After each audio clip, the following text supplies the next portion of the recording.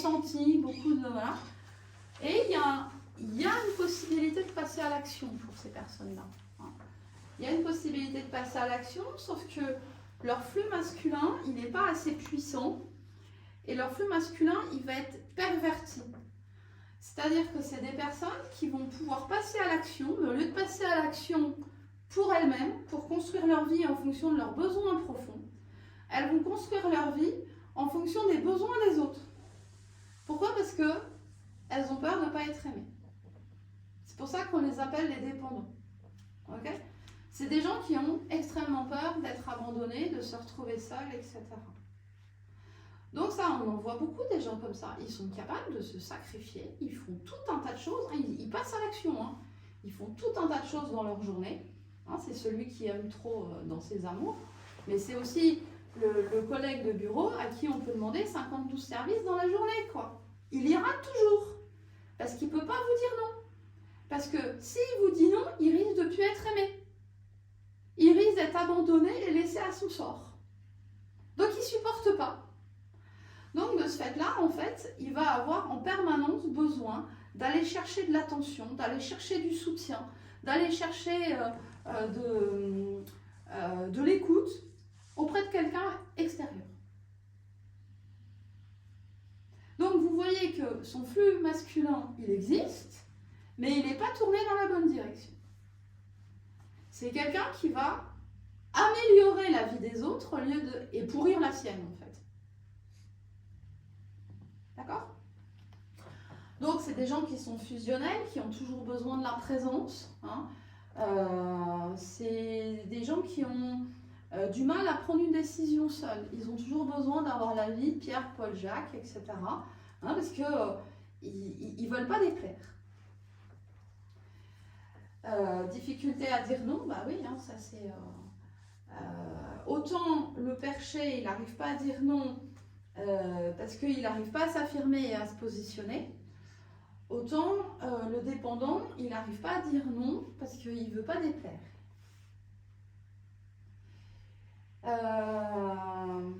Attire la pitié, c'est la victimisation. Hein. Il se débrouille toujours pour pas être flamboyant, pour pas être dans une certaine surbrillance. Parce qu'ils ne veulent pas faire de l'ombre aux autres, en fait. Vous vous rendez compte, s'ils faisaient de l'ombre aux autres, les autres pourraient s'éloigner d'eux. Au contraire, ils vont plutôt prendre une position qui fait pitié, parce que comme ça, ils vont pouvoir obtenir du soutien, ils vont pouvoir prendre de l'énergie aux autres. Voilà. Un jour joyeux, un jour triste, bah ouais, ça dépend de s'ils sentent... S'ils n'ont pas de coup de téléphone, s'ils n'ont pas de message, s'ils n'ont pas d'invitation, s'ils n'ont pas de... Leurs émotions vont être basses. Hein, donc ça va être des jours tristes. Et si au contraire, il y a une agitation, ils se sentent entourés, etc. Là, voilà, ça va être beaucoup plus... Okay. S'accrochent physiquement aux autres et aiment le sexe. Bah ouais, bien sûr, ils vont même aller le rechercher, puisque c'est ce qui leur donne, par l'intermédiaire du masque, hein, l'ego doit compenser par une recherche permanente d'attention, de soutien de l'entourage et la victimisation. Donc en fait, quand ils ont du sexe avec quelqu'un, bah, c'est clair qu'ils ont de l'attention. Ils sont gavés d'attention. Ils existent. Ok? Bah, santé, voilà. Donc dos, asthme, bronchite, migraine, c'est... voilà.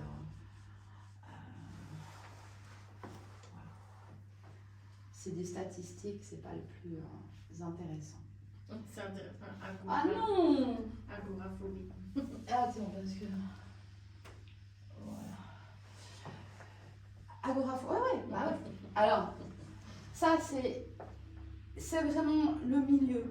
Alors, on pourrait dire, ah ben la personne, elle a donc un flux féminin et un flux masculin équilibré. Non. La personne, ça veut dire que elle a du féminin, elle a un flux féminin, ça veut dire qu'elle est totalement connectée à ses ressentis. Elle a effectivement un flux masculin, donc elle sait passer à l'action. Sauf que tout ça s'est perverti, puisqu'elle est dans une blessure d'humiliation. C'est-à-dire qu'en fait, l'ego doit compenser par l'interdiction de liberté, une extrême serviabilité, l'incapacité de dire non. Je vais même aller plus loin. C'est des gens, en fait, qui ne se sentent pas légitimes. C'est des gens à qui on a dit à un moment donné, pour que tu sois aimé, pour que tu sois apprécié, tu dois être comme nous voulons que tu sois. Ce qui veut dire qu'en fait, tout ce qui vient de leur courant féminin, tout ce qui vient de leur courant masculin, n'a pas le droit d'être. Vous comprenez la différence? C'est une caractéristique extrêmement douloureuse. Je pense que des cinq types ou structures, c'est la plus douloureuse. C'est-à-dire qu'en fait, ils ne s'autorisent pas la liberté d'être eux-mêmes. Parce que ça les met en danger. Donc, en fait, ils vont toujours utiliser leur ressenti et leur action pour dire oui, pour aller vers les autres, pour être serviable. C'est des gens qui disent oui, oui, oui, oui, oui, oui. Mais comme ça les rend honteux de dire oui et d'être en désaccord avec eux-mêmes, puisqu'ils ont des ressentis, ils vont dire oui, mais en fait, ils vont faire non. Donc, c'est des gens, on leur dit, y a un rapport à dire, machin, oui, oui, je vais le faire. Et puis, à la deadline, en fait, non, c'est pas fait, j'ai eu ci, j'ai eu ça, etc. C'est ce qu'on appelle les passifs agressifs. Donc, en fait, quand on veut plaire à tout le monde, quand on veut satisfaire tout le monde et qu'on dit oui à tout le monde, on finit par dire non aux gens. Parce qu'on ne peut pas assumer tout, c'est pas possible. Alors, en fait, c'est extrêmement fatigant parce qu'ils vont quand même essayer de répondre à leur oui. Donc, ils vont faire et aller jusqu'à s'épuiser complètement. Et en fait, à chaque fois, c'est ce que fréquemment honte de lui-même et des autres, c'est-à-dire n'aime pas aller vite. C'est des gens qui connaissent ses moyens, ses besoins, mais ne les écoutent pas. Parce qu'en fait, ils préfèrent répondre aux besoins des autres. Mais le fait de répondre aux besoins des autres, ça les met en conflit avec eux-mêmes et ils se sentent honteux. Blessure d'humiliation qui revient. Okay? Donc quand ils se sentent honteux, ils se renferment, on ne les voit plus pendant 3 jours. On ne sait pas où ils sont. Et puis paf, ils retrouvent de l'énergie, ils retournent vers les autres. Et là, ils vont faire, ils vont machin. C'est des gens qui sont dans la jovialité, c'est la bonhomie, c'est voilà. Mais en fait, par derrière, à chaque fois qu'ils font un truc, oh là là, c'est pas ce que je devrais faire, oh c'est pas bien, oh c'est bien. C'est épuisant. Et hop, ils reviennent en arrière. Voilà. C'est des gens qui font en permanence des allers-retours. Donc ils projettent un manque de fiabilité. Donc ils sont souvent critiqués, c'est très compliqué. Se croient malpropres, sans cœur, ou moindres que les autres.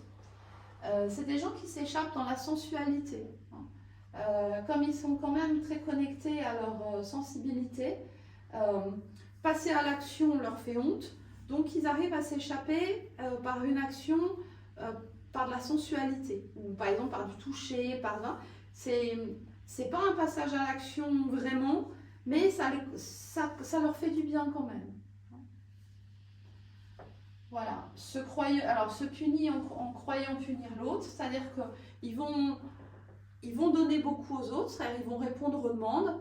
Donc on les voit courir, le matin ils sont là, après ils sont là, puis après ils doivent aller voir machin, puis ils doivent aller faire une course pour bidule, et puis ils doivent aller chercher l'enfant à l'école, et puis ils doivent puis voilà, ils font ça tout le temps comme ça. Puis à un moment donné, ça les gonfle. Donc ils commencent à avoir de l'agressivité contre la personne qui les envoie, machin, ça. C'est-à-dire qu'ils sont serviables, mais d'un autre côté, ils critiquent la personne qui demande de l'aide. Ok ? Et donc ils vont décider de punir cette personne. C'est-à-dire que ils vont s'isoler, ou alors ils vont faire la tête, mais en fait c'est eux qui punissent. Parce que l'autre personne, elle s'en fout. On lui a dit, voilà, est-ce que tu peux me rendre ce service ? Voilà, on lui rend le service. Puis si c'est pas lui qui rend le service, la personne, elle ira. Donc cette personne s'isole, se punit elle-même en croyant punir l'autre. Voilà. Et alors c'est des personnalités qui compensent et qui se récompensent par la nourriture. Ok ?